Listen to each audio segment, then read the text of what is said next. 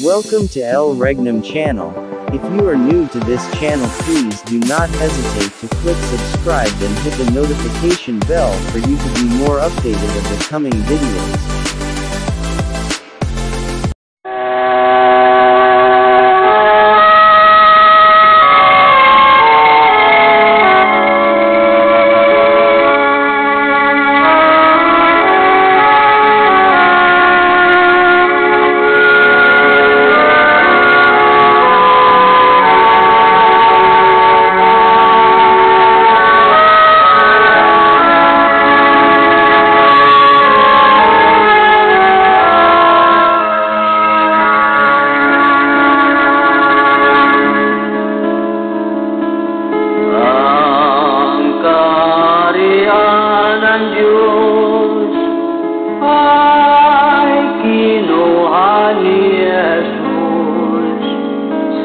Lumang Jerusalem, sa bayang Huda Israel, kanyang ibinigay sa bansang nabubuhay sa Diyos na kay Kristo na pananampalataya. Ang kaharian ng Diyos ikinubli ni Jesus. Hanapin natin ang bagong Jerusalem. May palatandaan ang malayong silangan, mga puno ng dagat, itong bansang Pilipinas. Sa lupang inirang ang ating tahanan, doon si Kristo maghari na walang hanggan. Tayo'y umasa at sumampalataya. Doon wala nang gutom at wala nang pagluluha. Sa lupang inirang ang ating tahanan, doon si Kristo maghari na walang hanggan. Tayo'y umaasa at sumampalataya.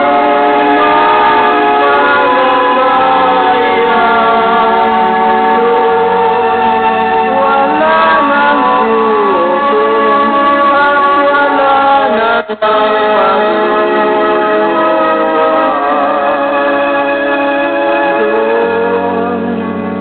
wala nang gutom at wala nang pagluluha. Doon wala nang gutom at wala nang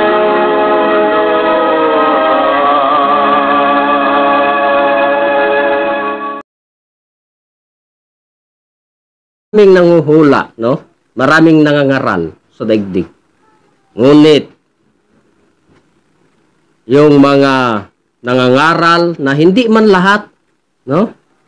Na nangangaral ay puro bagya. Meron din yung sakdal. No? Bakit may sakdal kako? Sapagkat, kung wala ang sakdal, di hindi maaayos yung bahagya. Ba? Kasi yung sakdal yan yung kabuuhan o katotohanan na siyang salita ng Diyos. No? Ano ba yung sakdal na siyang kabuuhan na salita ng Diyos? Sapagkat, kung isipin natin, mula pa nang itatag ang sanglibutan, ano na yung plano ng Diyos sa daigdig? Sapagkat ang Diyos, ang titulo ay hari. No? Kaya nga sabi ng hari, doon sa kanyang mga nasakanan, hali kayo pinagpala ng aking ama, manahin ninyo ang kahariang nakahanda sa inyo, buhat pa ng itatag ang sanglibutan. So napakaliwanag yung salita ng Diyos. Mula pa ng itatag ang sanglibutan, mayroon na talagang hinanda ang Diyos. Ngunit doon lang sa kanyang mga nasakanan. No? Kaya nga, ang kabuuhan na ipapangaral sa daigdig, mga kapatid, ayon din sa salita ng Diyos. Na siyang katotohanan, na siyang magpapalaya sa atin, na sinabi sa banal na kasulatan, sa Matthew 24:14. No? Ano ba yung sinabi ng Diyos diyan? Ha? Sapagkat sinabi ng Diyos na ipangaral ang ebanghelyo ng kaharian sa sanglibutan. Yan ang kabuuhan. Kung nangangaral lang tayo sa barangay, o kaya dito lang sa buong Pilipinas, nasaan yung kabuuhan? Yung kabuuhan ay sanglibutan. No? Ngunit ano yung ipangaral na sinabi ng Diyos? Yung ebanghelyo sa kaharian ng Diyos. Diba? At bigyan pa ito ng mga matibay na ebidensya. Yung patutuo tungkol sa kaharian ng Diyos. Para sa gayon ay darating na ang wakas. No? Kaya nga, mga kapatid, yung utos ng Diyos na ipangaral ang ebanghelyo sa kaharian, saan yan nagaganap?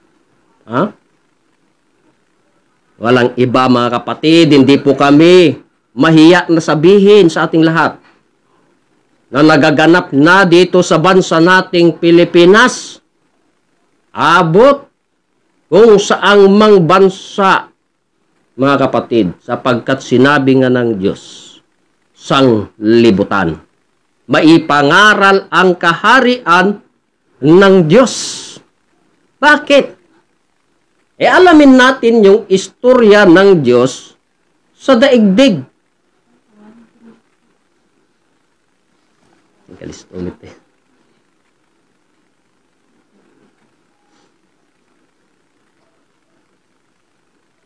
Okay, so yan po yung mga bagay na sinabi ng Diyos, no, mga kapatid, na kung bakit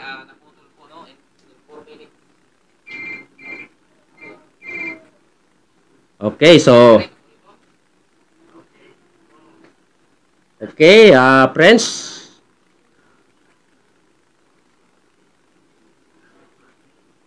okay.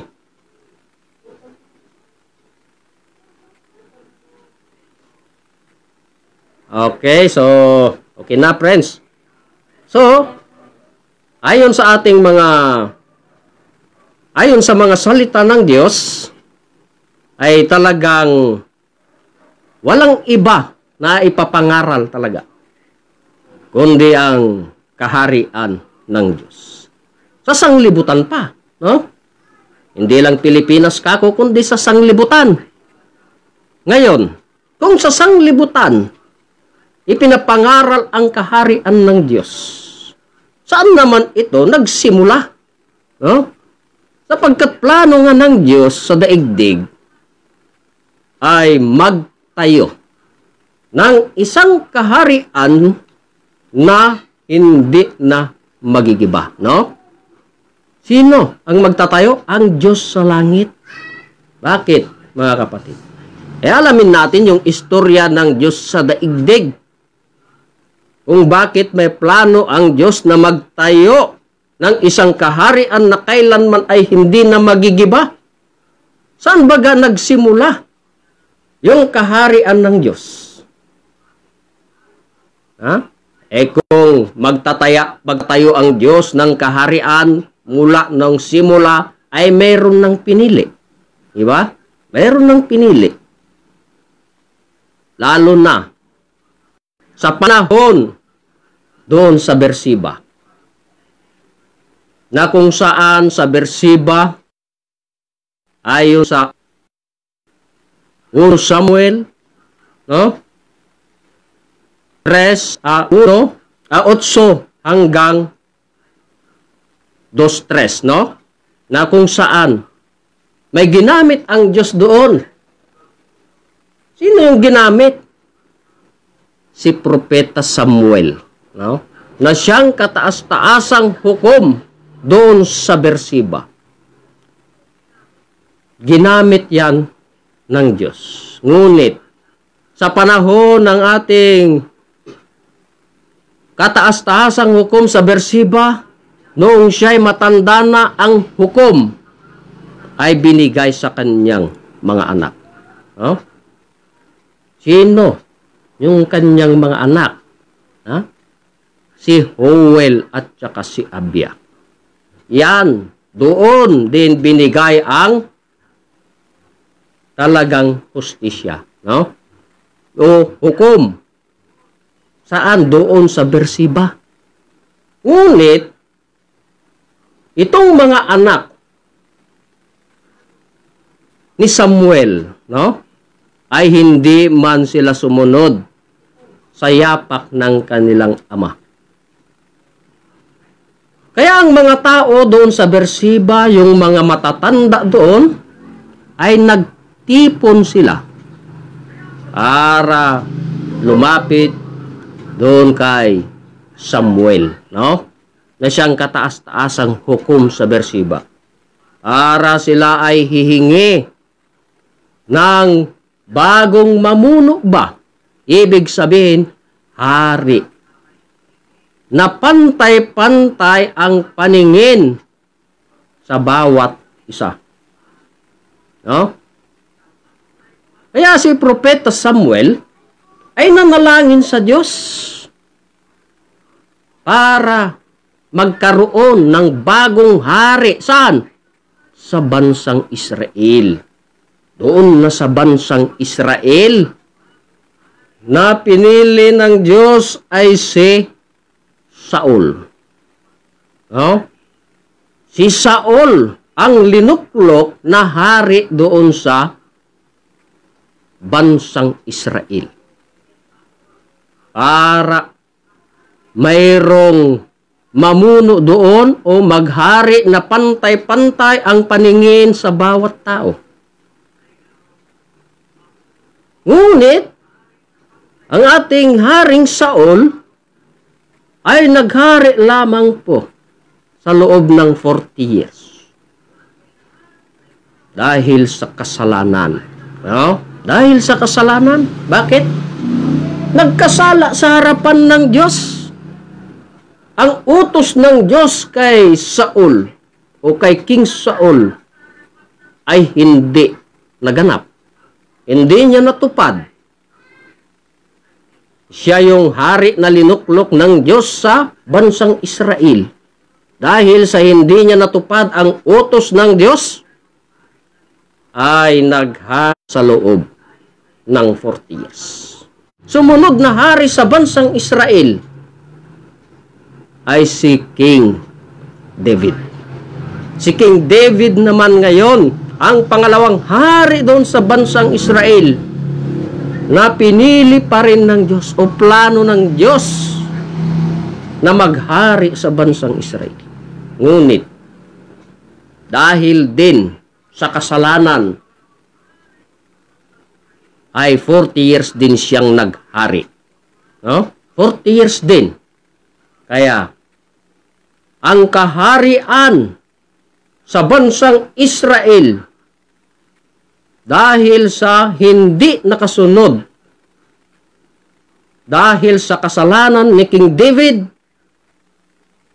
ang kaharian ay naibigay sa kanyang anak na si King Solomon. Si King Solomon, na siya ring naghari doon sa bansang Israel. Siya yung pangatlong hari sa bansang Israel, ayon sa istorya ng Diyos.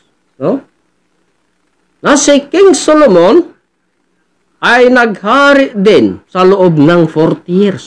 Siya yung pangatlong hari sa bansang Israel. Dahil din ito sa kasalanan. Pinili ng Diyos si King Solomon na maghari doon sa bansang Israel, ngunit hindi nakasunod. Dahil din sa kasalanan na hindi nasunod. Ano yung kasalanan ni King Solomon? Ginawa ng Diyos na hari siya sa bansang Israel. Nabigyan siya ng 1,000 asawa. Ngunit, sa isang pinakamamahal niyang asawa, doon nagkasala sa harapan ng Diyos. Na kung saan sumunod sa kanyang asawa. Na ang kanyang asawa ay meron ding ibang sinasambahan. Pinakamamahal niya yon, yung kanyang reyna na si Astaroth. Na si Astaroth ay merong ibang sinasamba doon pasanod na siyang Diyos-Diyosan. Pinakamamahal man ni King Solomon si Astaroth. Kaya nag-artista din si King Solomon, na kung hindi niya samahan ay baka magkaroon ng gulo. Kaya nagkunwari si King Solomon, nasamahan yung kanyang asawa na si Astaroth sa pagsamba doon sa kanyang sinasambahan. Nakita niya si Astaroth na lumuhod sa kanyang sinasambahan, ay sinunod naman ni King Solomon. Kaya doon nagkasala si King Solomon. Kaya si King Solomon ay naghari sa loob lamang po ng 40 years. Na ang last hour ni King Solomon ay negative 997 BC. Kaya ang kaharian doon sa bansang Israel, kinuha ni Kristo. Kinuha baga, mga kapatid, at itinago ng Diyos. Paano ang pagtago ng Diyos? Gumamit muna ang Diyos ng 4 na kaharian sa daigdig. Ano yung unang kaharian sa daigdig? Ang bansang Babylon. Yan ang kaharian sa daigdig. Yan ang una sa panahon ni King Nabucodonosor, na hari sa bansang Babylon at naging kaharian sa daigdig.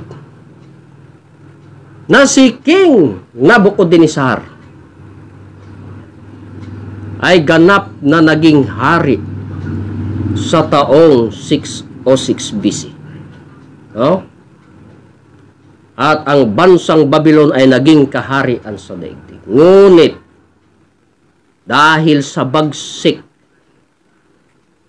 ng hari sa Babylon na si King Nabucodonosor, na kung saan inalipin ang mga anak ng Diyos doon, kinulong ba sa bansang Babylon,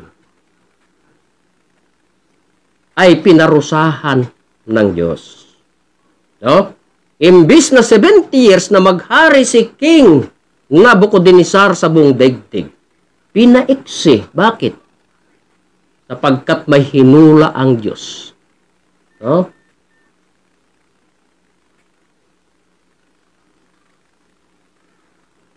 Kaya, Dahil sa kasalanan na imbis na 70 years ay naging 68 years lamang dahil sa mga laman o hirang na maliligtas. No? Kaya natapos siyang naghari sa loob ng 68 years. At ang kaharian, mga kapatid,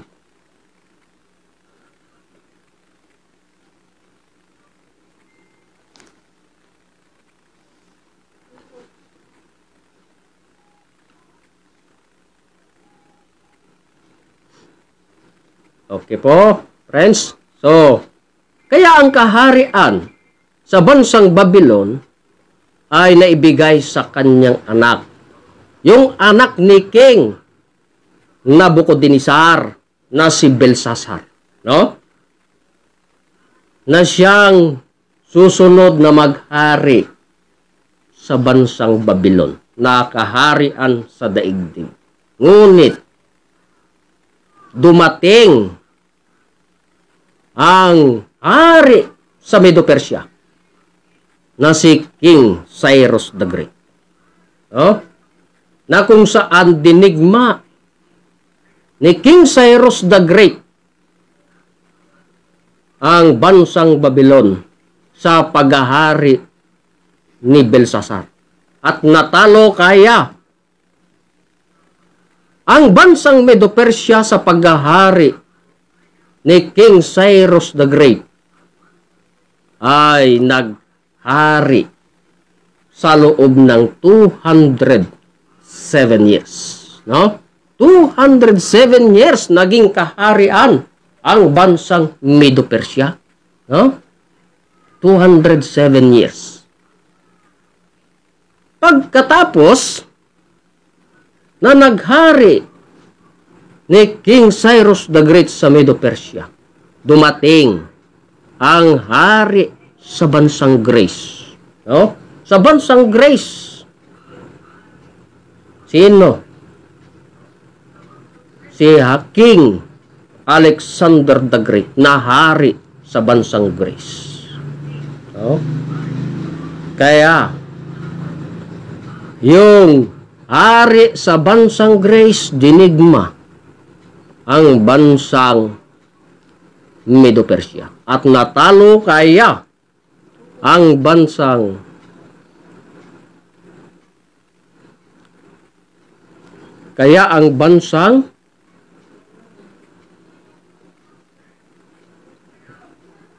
Hello? Okay, so kaya yung bansang Greece ay naging kaharian sa daigdig. No? Naging kaharian sa daigdig sa paghahari ni Alexander the Great. Na kung saan ang bansang Greece ay naghari sa loob ng 163 years. No? Plano ito ng Diyos sapagkat ang kaharian ng Diyos kinuha pa sa panahon ni King Solomon at tinago, mga kapatid. No? Ngayon, dahil sa paghahari ng bansang Greece, dumating ang bansang Rome para digmahin ang bansang Greece sa paghahari ng mga Cesar. No?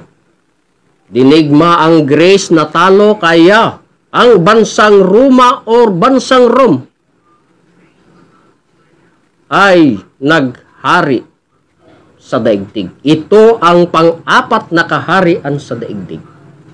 Na nag-umpisa ang bansang Roma na naghari sa loob ng 168 BC. Yan ang umpisa ng bansang Rome. No? Na naghari ang bansang Roma sa loob ng 644 years. Tagal naghari ang bansang Roma. No?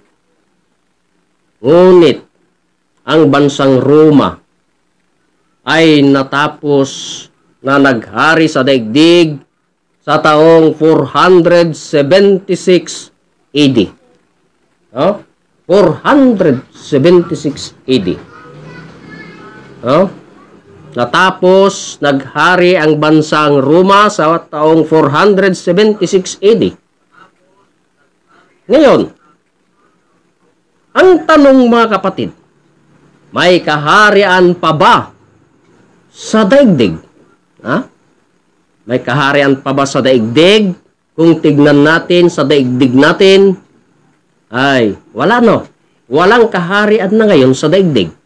Mula noong 476 AD, wala nang kaharian sa daigdig.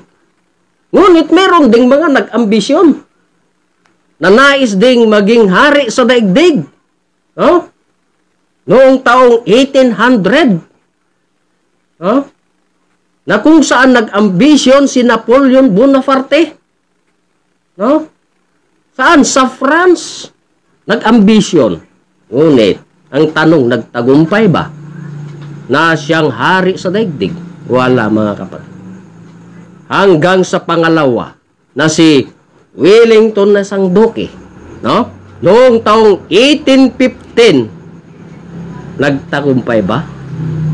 Hindi mga kapatid. Ganun din si Kaiser Wilhelm ng Aleman sa taong 1914. Nag-ambisyon din na maging hari sa daigdig, ngunit hindi nagtagumpay. Ganun din si Adolf Hitler ng Greece, no?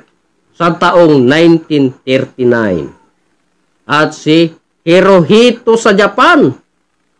At si Benito Mussolini ng Italia noong taong 1945. Ha? Nagtagumpay ba sila na naging hari sa daigdig?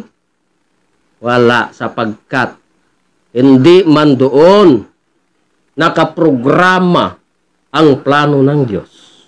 No? Ngunit mayroong mga nag-ambisyon na maging hari sa daigdig. Ang tanong, may kaharian pa ba sa daigdig natin ngayon? Mula noong taong 476 AD? Wala mga kapatid. Ngunit, ang plano ng Diyos ay ipagpatuloy yung pagtayo ng kaharian ng Diyos. Ayon sa hinula, doon pa sa panahon ni Daniel, no? Propeta Daniel. Sa Daniel 2:44. Na ang Diyos sa langit ay magtatayo ng isang kaharian na kailanman ay hindi na magigiba. Bakit?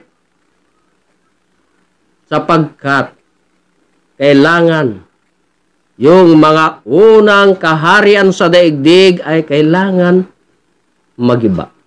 Para ipagpatuloy ng Diyos ang kanyang plano na magtayo ng isang kaharian na kailanman ay hindi na magigiba. Kung mayroong mga umupo na hari sa mga bansa na plano ng Diyos, ay ganun pa rin. Mayroon pa rin pipiliin ang Diyos na kung saan maipatuloy yung programa sa daigdig. No? Sapagkat wala nang ang kaharian sa daigdig. Sino yung pinili ng Diyos? Sapagkat natapos na yung 4 na kaharian sa daigdig. Ibig sabihin, pang-5 kaharian na sa daigdig. No? Na plano ng Diyos. Ngayon, sino yung pinili ng Diyos para muli may tayo ang kaharian ng Diyos sa buong daigdig? Na ang pipiliin na pagtatayuan ay ang bansang Israel. Sino yung mapalad na pinili ng Diyos? Walang iba. Ang ating Panginoong Hesukristo. Siya yung pinili ng Diyos o sinugo ng Diyos. No? Kung basahin natin ayon sa banal na kasulatan na mabasa sa Lucas No? Lucas 4:43 na kung sino yung pinili ng Diyos. So ganito po ang sinabi. Datapwat sinabi niya sa kanila, dapat namang ipangaral ko sa mga ibang bayan ang mabubuting balita ng kaharian ng Diyos, sapagkat sa ganito ay sinugo ako. Sino? Yung sinugo ng Diyos. Walang iba. Ang ating Panginoong Hesukristo. Siya yung pinili na magtatayo muli ng kaharian ng Diyos doon sa bansang Israel.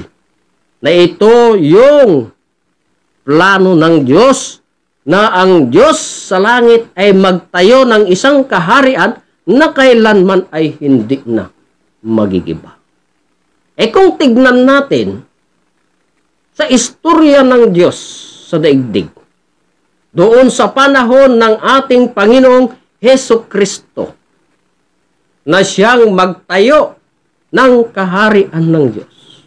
Di ba? Ipinangaral ang kaharian doon sa bansang Israel. No? Doon sa bansang Israel, ipinangaral ang kaharian ng Diyos sa panahon ng ating Panginoong Hesukristo. Ayon sa nabasa. No? Na pumunta pa sa mga bayan-bayan. No? Sa mga nayon na ipangaral ang mabubuting balita tungkol sa kaharian ng Diyos. Para malaman natin yung sakdal, yung kabuuhan, yung katotohanan, sapagkat ang katotohanan ay siyang magpapalaya sa atin. No? Kaya nga, sa panahon na nangaral ang ating Panginoong Hesukristo doon sa bansang Israel, ang tanong, mga kapatid, tinanggap ba yung dala ng ating Panginoong Hesukristo?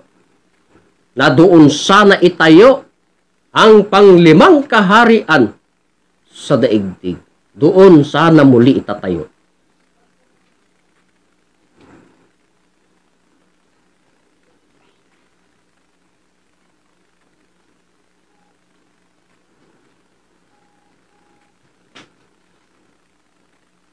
Okay. So, yun po mga kapatid. Ang plano ng Diyos na ang kaharian sana o panglimang kaharian sana doon sana sa bansang Israel itatayo sa panahon ng ating Panginoong Hesukristo. Bakit? Sapagkat kung tignan natin sa panahon ng ating Panginoong Hesukristo na siyang nangaral ng tungkol sa kaharian ng Diyos, ang tanong, tinanggap ba? Tinanggap ba, mga kapatid, ang ating Panginoong Hesukristo na nagdala ng mabuting balita tungkol sa kaharian ng Diyos? Hindi tinanggap, mga kapatid. Bagkus ang ating Panginoong Hesukristo ay hinuli pa nga. Pinahirapan pa doon, mga kapatid, hanggang sa pinako sa cross. Mga kapatid, yan yung mga katotohanan na nangyari sa panahon ng ating Panginoong Hesukristo, na siyang magtatayo sana ng panglimang kaharian sa daigdig. Dahil sa hindi pagtanggap sa ating Panginoong Hesukristo, ay nagalit. Kaya sinabi sa mga Hudyo. No? Sinabi sa lahat ng mga tao doon sa Israel. Ayon sa banal na kasulatan na mabasa sa banal na kasulatan, Matthew. No? Dito sa sulat ni Matthew 21:42 hanggang 43. Kung babasahin po natin kung gaano katotoo na sinabi ng Diyos. No? sa 42, sinabi sa kanila ni Jesus. Narinig po natin. Sinong nagsabi? Ang ating Panginoong Hesukristo. Kailanman bagay hindi ninyo nabasa sa mga kasulatan? Ang batong itinakwil ng nangagtatayo ng gusali ang siya ring ginawang pangulo sa panulok. Ito'y mula sa Panginoon at ito'y kagilagilala sa harap ng ating mga mata. Sino baga yung nagsabi, mga kapatid? Yung Panginoong Diyos saan? Sa Israel. Na ang ating Panginoong Hesukristo. Siya yung bato doon. Kasi yung bato, yun si Kristo. Diba? Ngunit, ginawa lamang itong Pangulo sa panulok, kaya kagilagilalas sa ating mga mata. Yan ang sinabi ng Diyos. Sa 43, mga kapatid, kaya nga sinasabi ko sa inyo, aalisin sa inyo ang kaharian ng Diyos at ibibigay sa isang bansang nagkakabunga. So, napakaliwanag ang sinabi ng Diyos. Bakit? Dahil sa hindi pagtanggap sa kaharian ng Diyos na doon sana muli maitayo yung panglimang kaharian sa daigdig. Ba? Kaya, dahil sa hindi pagtanggap na sabi ng Diyos, na aalisin ang kaharian ng Diyos at ibibigay sa isang bansang nagkakabunga. Yan yung istorya ng Diyos sa daigdig. Paano tayo mapalaya? Kailangan alamin natin yung katotohanan. Sapagkat ang katotohanan ay siyang magpapalaya sa atin. Yung katotohanan, ito yung sakdal o kabuuhan sa istorya ng Diyos. Nasaan yung kabuuhan? Sapagkat ayon nga sa banal na kasulatan sa Ecclesiastes 12:13. Diba? Sabi ng Diyos, sinabi na ang lahat. Kalain mo? Kaya nga, nandyan na yung ating pinagbabasihan sa mga prophecy ng Diyos. Ano yung mga sinabi? Yung mga plano sa daigdig. Matakot ka sa Diyos. Yan. Napakaganda. Ang sinabi ng Diyos, sumunod sa utos ng Diyos, sapagkat ito ang buong katungkulan ng tao. Ano yung kabuuhan? Ano yung kabuuhan? Yung tungkol sa kaharian ng Diyos. Kaya nga nag-utos ang Diyos para malaman natin yung katotohanan. Ayon sa Matthew 6:33, na datapwat hanapin muna ninyo ang kanyang kaharian. Diba? Utos yan ng Diyos. At ang kanyang katwiran. At ang lahat ng bagay na ito ay pawang idaragdag sa inyo. Yan. Nandyan yung kabuuhan, mga kapatid. Na utos ng Diyos, pag mahanapan ang kaharian ng Diyos, anong isusunod? Yung katwiran ng Diyos. Ano yung mga katwiran? Yung mga batas na kung saan sinabi nga ng Diyos, kung ako'y inyong iibigin, susundin nyo lahat ang aking mga utos. Tignan ninyo. Napakaganda yung sabi ng Diyos, sapagkat ito rin naman talaga yung buong katungkulan ng tao. Ang Diyos nilalang niya ang daigdig hanggang sa tao para ang tao ay may takot sa Diyos. Una, may takot sa Diyos. Pangalawa, sumunod sa utos ng Diyos. Kaya yung utos, nahanapin muna ninyo ang kanyang kaharian. Saan hahanapin? Sapagkat ang kaharian ng Diyos na kinuha pa doon sa panahon ni King Solomon na itayo sana sa panahon ng ating Panginoong Hesus, subalit kinuha pa rin ni Kristo, ibinigay na sa isang bansang nagkakabunga. No? Kaya nga, ang banal na kasulatan, mga kapatid, ayon po sa aming mahal na dakilang guro, ay meron po itong 4 na factors na siya ring magtuturo kung ano yung katotohanan na istorya ng Diyos sa daigdig. No? Nandyan ang una, prophecy, history, mathematics, at science. Yan yung magbubukas. No? Yung mga nakatagong lihim o hiwaga man ng Diyos na linihim sa mga panahon. Hakalahin po natin, mga kapatid. No? Itinago sa mga panahon, ngunit maibibigay kaya, mga kapatid? Maibibigay dahil sa plano ng Diyos.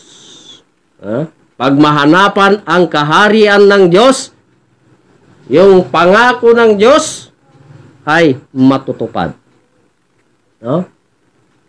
Kaya ang kaharian sa bansang Israel na hindi tinanggap ng tao, nandun na sa isang bansa na nagkakabunga. No? Nalinihim ng Diyos sa mga panahon at gumamit ng mga talinhagang salita tungkol sa kaharian ng Diyos. Haba ng panahon, no? Na paglihim sa mga hiwaga ng Diyos, lalo na ang kaharian ng Diyos. So, kailangan alamin natin kung anong bansa yung talagang pinangakuhan ng Diyos na siyang bansang nagkakabunga. Kung bakit inutos ng Diyos ang kaharian na hanapin, sapagkat ang kaharian nga ng Diyos doon sa bansang Israel sa panahon ng ating Panginoong Hesukristo ay kinuha, ibinigay sa isang bansa na nagkakabunga. Anong bansa kaya yan? Bansa man ang sinabi ng Diyos sa dinami-dami ng bansa sa daigdig. Palagay po natin nasa 300 nation. Ngunit isa lang ang binanggit ng Diyos na siyang pagbibigyan ng kanyang kaharian na inalis o kinuha ni Kristo sa bansang Israel, ibinigay ngayon sa isang bansang nagkakabunga. 300 nation, hinula ng Diyos isang bansa, walang address. Kung may address sana, kung sinabi sana na bansang Pilipinas kaagad, maghanap pa ba tayo? Hindi na, no? Ngunit, dahil sa paglihim ng Diyos sa kaharian, sa mga panahon, ay dahil sa utos na hanapin, saan hahanapin? Doon sa isang bansa na nagkakabunga, na binigyan ng Diyos ng direksyon o location, mga kapatid, sapagkat walang address. Kaya pasalamat tayo. Dahil sa pagtago ng Diyos sa kanyang kaharian, siya pa rin ang magbabalita doon sa kanyang kaharian kung anong bansa yung bansang nagkakabunga. Na kung saan hinula pa ito sa panahon ng ating propeta Isaias. Kasi pag mag-research tayo, ano yung gagamitin natin? Isang bansa yung tinukoy ng Diyos. Pag mag-research tayo, kailangan din ng pera. No? Ibig sabihin, around of the world na. No? Para mahanapan yung pagbibigyan ng Diyos na ng kanyang kaharian. Kung anong bansa yan na bansang nagkakabunga. Ngunit, pasalamat po tayo mga kapatid. Dahil sa hinula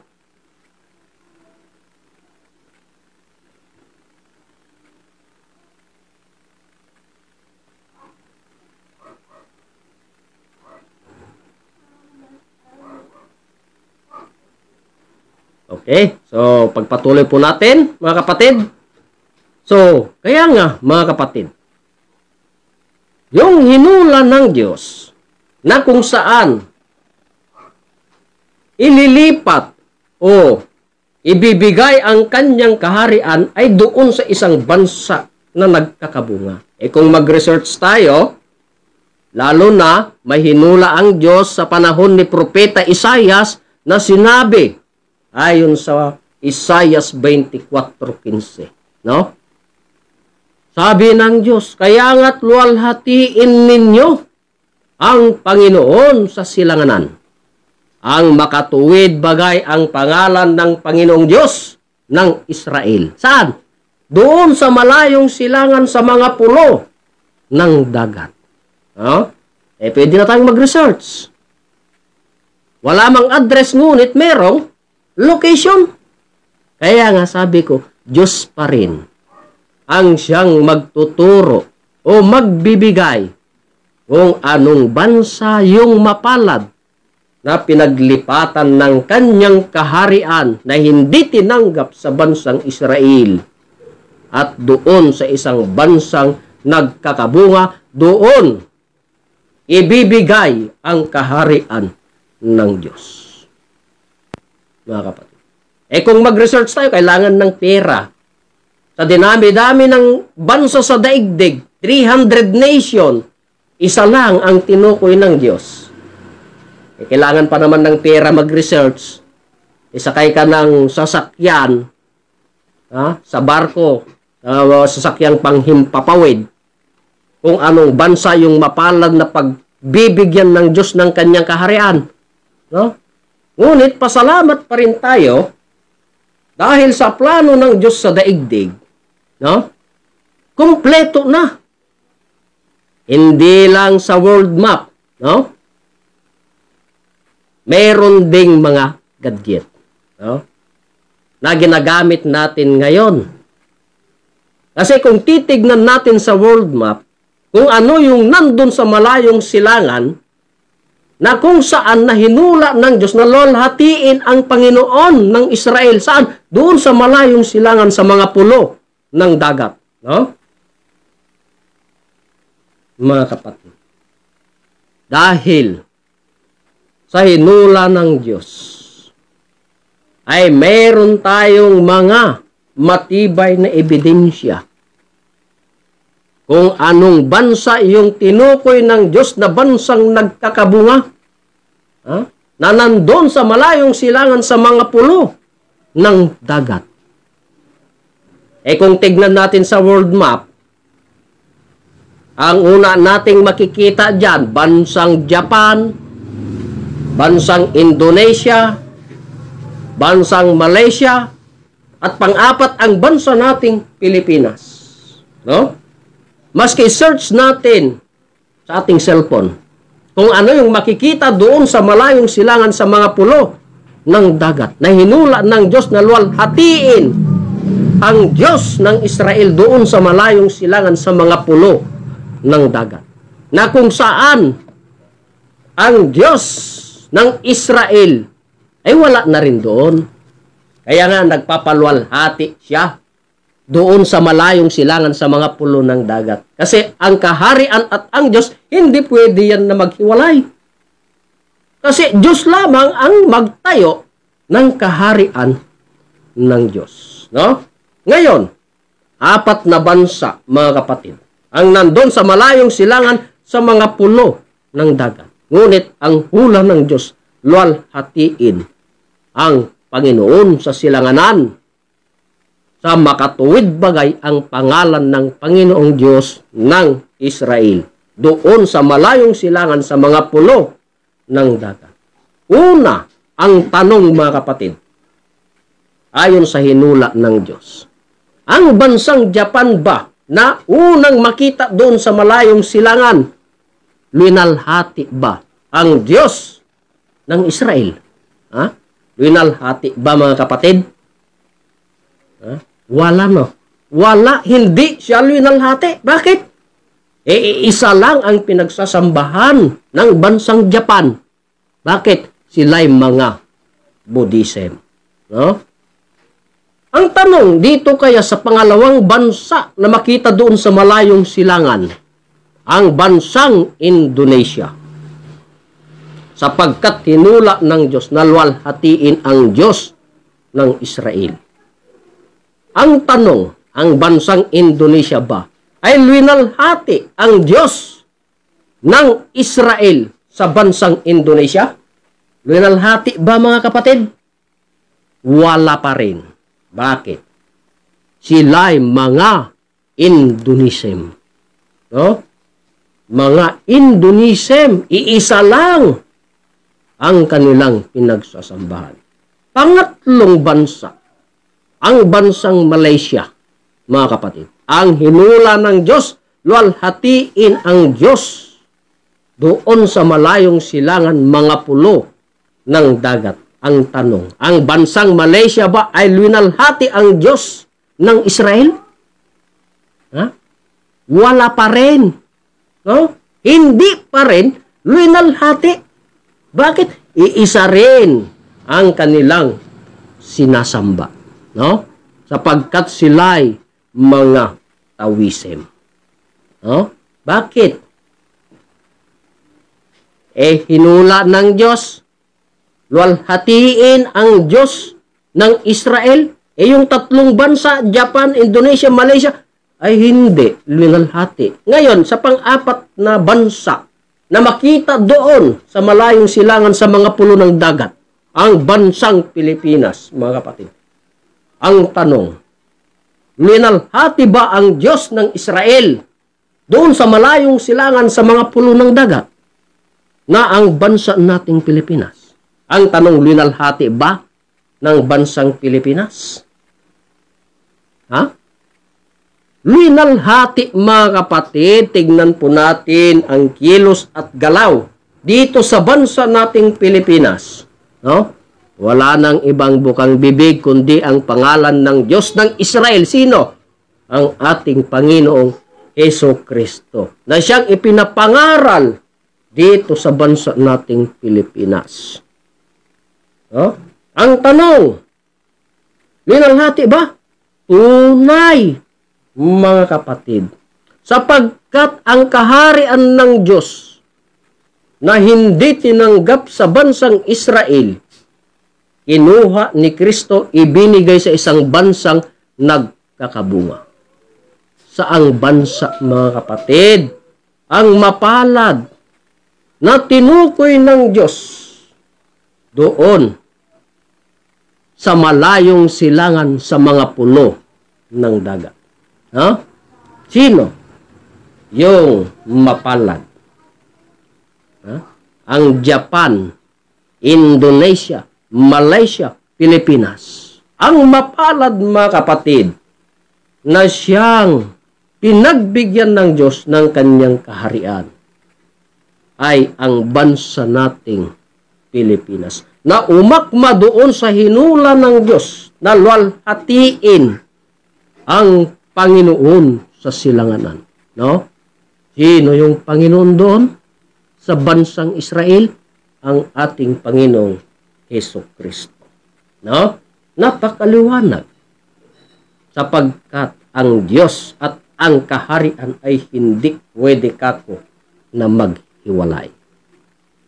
Mga kapatid. Hindi pwedeng maghiwalay sapagkat Diyos lamang ang magtayo ng kaharian na kailanman ay hindi na magigiba. Saan na ngayon itatayo, mga kapatid? Ha? Na siyang panglimang kaharian sa daigdig. Bakit may sinabi pa ba ng Diyos na susunod pa? Ha? Kung may susunod pa, di pang-anim na rin. Pero, sabi ng Diyos, na ang Diyos sa langit ay magtatayo ng isang kaharian na kailanman ay hindi na magigiba. Napakaliwanag, no? Para matupad yung hinula ng Diyos na mula pa nang itatag ang sanglibutan ay naghanda ng kaharian na ipamamana niya doon sa kanyang mga nasa kanan. No? Kaya nga, yung plano ng Diyos sa daigdig Ayon sa Matthew 6:33, no? Pag nahanapan na ang kaharian, na dito na talaga sa bansang Pilipinas, isunod yung katwiran naman ng Diyos. Ano yung mga katwiran ng Diyos, mga kapatid? Na siyang magpapalaya sa atin, lalo na sa kadiliman, no? Mga kapatid, sapagkat dati, doon tayo sa kadiliman, ngunit magpasalamat tayo dahil sa pagbigay ng Diyos sa kanyang bugtong na anak, tayo ilinigtas sa kapangyarihan ng kadiliman at linipat tayo. Saan? Sa kaharian ng bugtong ng kanyang pag-ibig. Oh? Napakasarap, napakaganda ang kaharian ng Diyos. O ba? Napakaganda yung plano ng Diyos sa daigdig. Pag matupad yung katwiran ng Diyos, pag masunod ang kanyang mga utos, ano pa yung ibibigay ng Diyos? Yun ng karagdagan. Nandyan na talaga yung istorya ng Diyos sa daigdig. No? Nandyan na yung karagdagan. No? Ngunit wag po tayong magmadali, mga kapatid. Kami ngang nangangaral ng ebanghelyo sa kaharian ay lalo pa kaya kaysa sa inyo. Ngunit, hintayin lang natin yung panahon na talagang ibibigay na ng Diyos yung karagdagan na pangako mula pa ng itatag ang sanglibutan. Na kung saan itatayo ang kaharian ng Diyos na siyang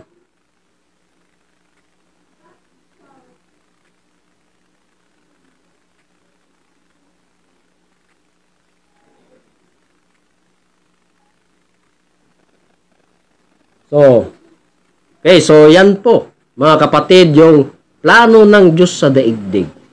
No?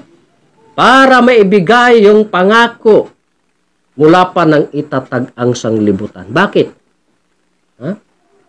Matagal na itong nakahula. Sino ba yung ating susundin? No?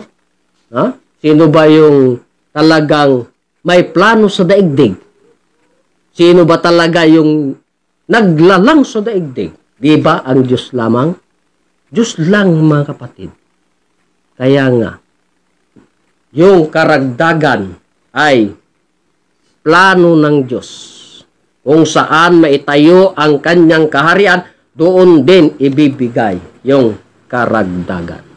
Hindi lang yung pamumuhay natin ngayon na kahirapan. Maraming lulutasin ang Diyos dahil sa karagdagan.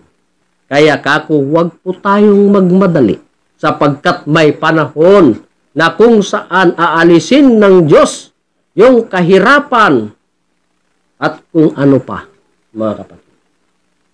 Ibibigay na doon sa kanyang pagtatayuhan ng kanyang kaharian na hindi tinanggap sa bansang Israel. Kaya mapalad ang bansa nating Pilipinas, kako mga kapatid, na siyang pinangakuhan ng Diyos. Ano ba yung karagdagan para malutas yung kahirapan sa daigdig o sa bansang Pilipinas? Particularly sa bansa nating Pilipinas, na siyang plano ng Diyos na gawing kaharian sa daigdig. May mga lulutasin, mga kapatid, lalo na ayon sa hinula ng Diyos, sa Revelation, kung ating basahin, mga kapatid, dito sa banal na kasulatan, sa Revelation 21:4, no? Kung ano baga yung lulutasin ng Diyos, na huwag po tayong magmadali sapagkat pangako nga ng Diyos, ibibigay. No? Ibibigay yung mga karagdagan. Sinabi dito sa 4, at papahirin niya ang bawat luha sa kanilang mga mata. No? Ako, napakaganda ito, no? Na sinabi ng Diyos. Kung literal yan, kung gawin nating literal, lalo na ang Diyos ay galing pa doon sa taas at bababa para punasan ang ating mga luha sa mga mata. Ilang milyon o bilyon kaya ang tao sa daigdig. Dito na nga lang sa Pilipinas, ilang milyon na? Almost 110 million. Tapos isa-isahin pupunasan, hindi kaya mapipilay ang kamay? Ha? So, hindi po yun, mga kapatid, ang ibig sabihin. Pangalawa, ha? At papahirin niya ang bawat luha sa kanilang mga mata at hindi na magkakaroon ng kamatayan. Bakit kaya, mga kapatid? No? Bakit wala nang kamatayan? Kasi nga, yung pangako ng Diyos, karagdagan Diba? Karagdagan. Yan yung mga kabuuhan para yung hula ng Diyos ay akmang-akma sa plano niya sa daigdig. Na walang nakapagbukas nito. Maliban sa amin pong mahal na dakilang guro, mahal na Haring Filimon Ondok, Reyam Bonanza. Ano pa? No? Hindi na magkakaroon pa ng dalamhati. Wala na ring dalamhati. Ano pa? O ng pananambitan man, o ng hirap pa man, ang mga bagay ng una ay naparam na.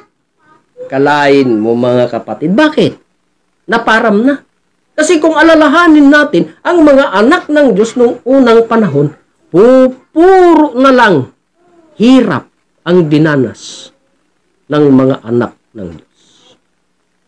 Ngunit kako mapalad tayo dahil sa paglipat, dahil sa plano ng Diyos sa kanyang kaharian na hindi tinanggap sa bansang Israel, dito na sa bansang Pilipinas. Kaya yung mga una na naganap ay unti-unti na inaalis na ng Diyos. Unti-unti, hindi man bigla. Bakit magic? Pagkasabi na, nandyan na? Hindi, mga kapatid. Kahintayin lang natin yung panahon na ibibigay ng Diyos. No? Bakit? Ito yung katotohanan Diba? Mga kapatid, ito yung katotohanan. Sapagkat sinabi nga dito sa banal na kasulatan, kung ituloy natin sa 5, mga kapatid.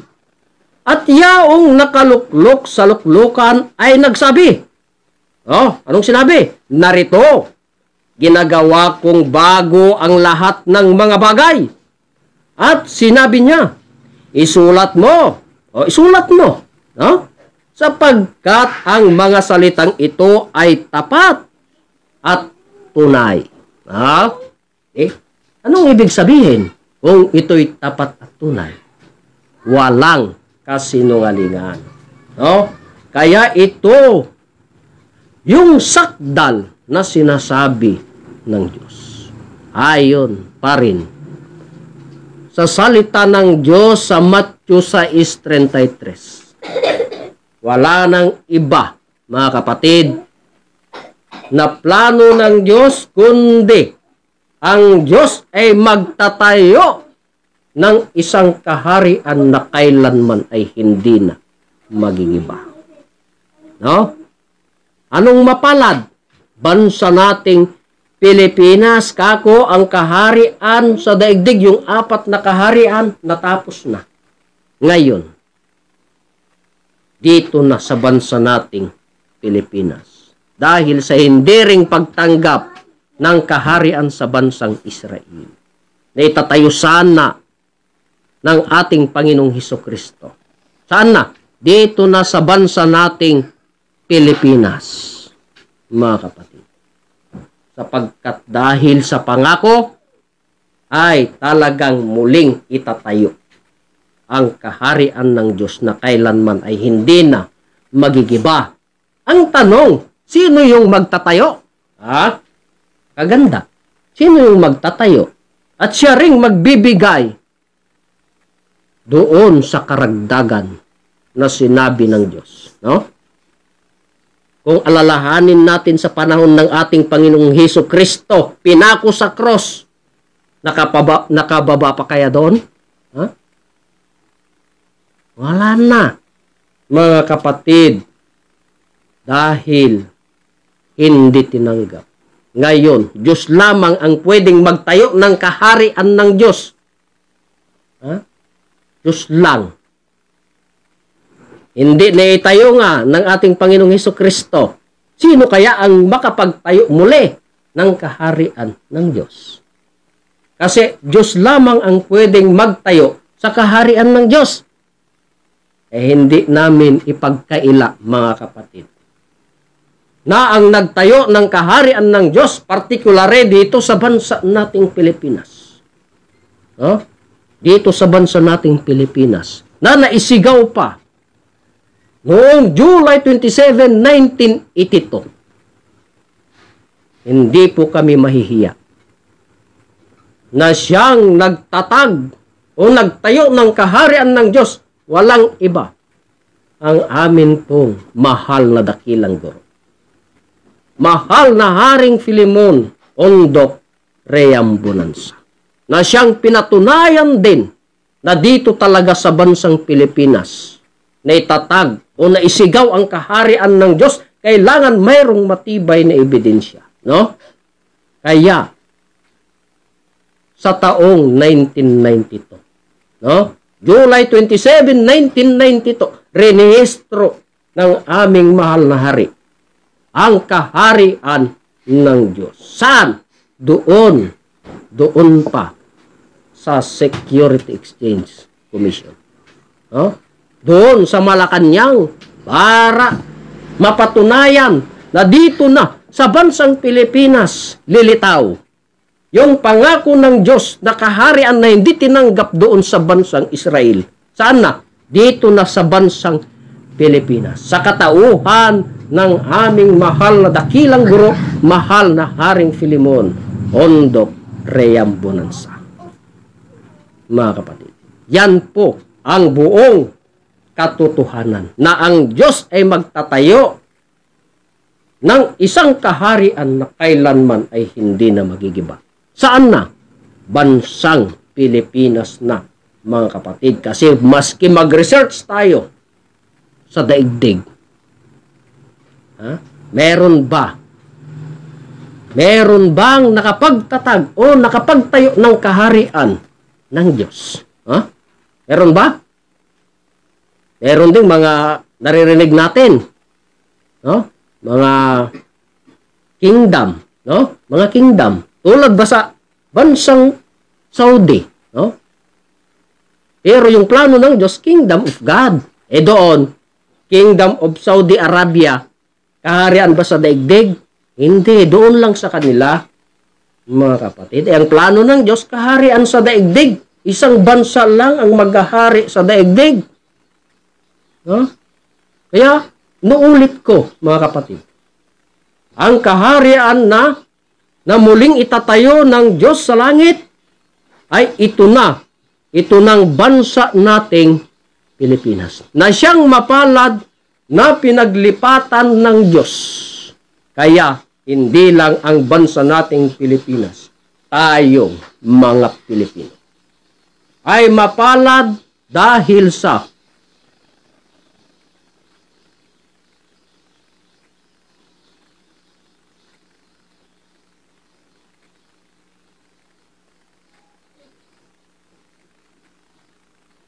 okay, so kako, mga kapatid, hindi lang ang bansa nating Pilipinas ang siyang mapalad, kundi lahat din ng mga Pilipino na siyang tatanggap sa kaharian ng Diyos.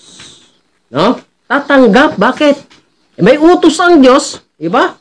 Kung tanggap natin ang kaharian ng Diyos, ano yung utos ng Diyos? Ayon sa Gawa 14:22. Kung ating babasahin, mga kapatid, ayon sa Gawa 14:22. 22, no?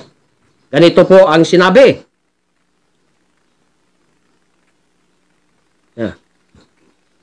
Gawa 14:22. So, ganito pong sinabi, na pinatitibay ang mga kaluluwa ng mga alagad at inaaralan sila na magsipanatili sa pananampalataya at sa pamamagitan ng maraming mga kapighatian ay kinakailangang magsipasok tayo sa kaharian ng Diyos. Kaya nga, ang kaharian ng Diyos, mga kapatid, na ipapangaral saan?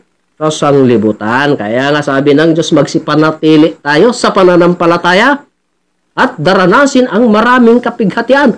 No, nararamdaman na ba natin? Tunay, mga kapatid, ito na. Yung mga binigay ng Diyos ng mga kapighatian, ngunit, mga kapatid, kako, kung tanggap natin ang kaharian ng Diyos, na bansang Pilipinas ang mapalad, anong sabi ng Diyos? Kinakailangan magsipasok tayo sa kaharian ng Diyos. Yan po ang kautos-utusan ng Diyos. No? Ano ba ang katumbas sa paniniwala sa Diyos? Mga kapatid, sumunod sa utos. No? Ulitin ko, ano ang katumbas sa paniniwala sa Diyos? Sumunod sa utos. Friends? Okay, ito po yung aking naiwan na isang verse sa atin ayon sa utos ng Diyos sa Gawa 14:22. Kaya, labis akong nagpapasalamat sa ating mga viewers, mga kapatid na nakikinig sa ating radio station na siyang DXVD, mga kapatid, 101.3 FM radio. The Voice of Dapitan. So, higit sa lahat na ako'y nagpapasalamat sa amin pong mahal na dakilang guro, mahal na Haring Filimon Ondok Reambulansa. So, nuulit ko, maraming salamat sa ating lahat, lalo na sa ating kapatid na nandyan ngayon, ang ating prinsipe, Aman Gumataw, no? At sa ating Haring Felix Proseso. At ganun din sa aming regional director, maraming salamat po, Are, at sa kanyang Reyna, no? Reyna Rose Padillo Ligotom. So, nuulit ko, maraming salamat at magandang gabi sa ating lahat. So, ibabalik ko na sa ating kapatid, walang iba ang ating prinsipe, Aman Gumataw. So, maraming salamat po, prinsipe.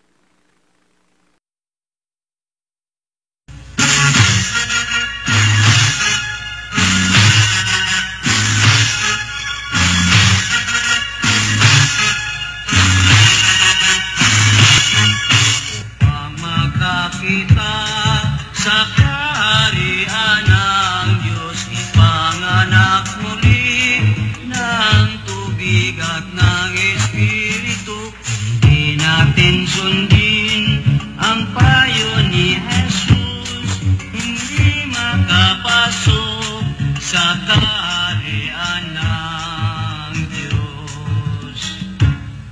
Ang katotohanan, kalayaan ng tao, ito'y nagbibigay ng sagana at habang buhay. Masisamba tayo sa Diyos Espiritu, ang kaharian niya ay mamanahin natin.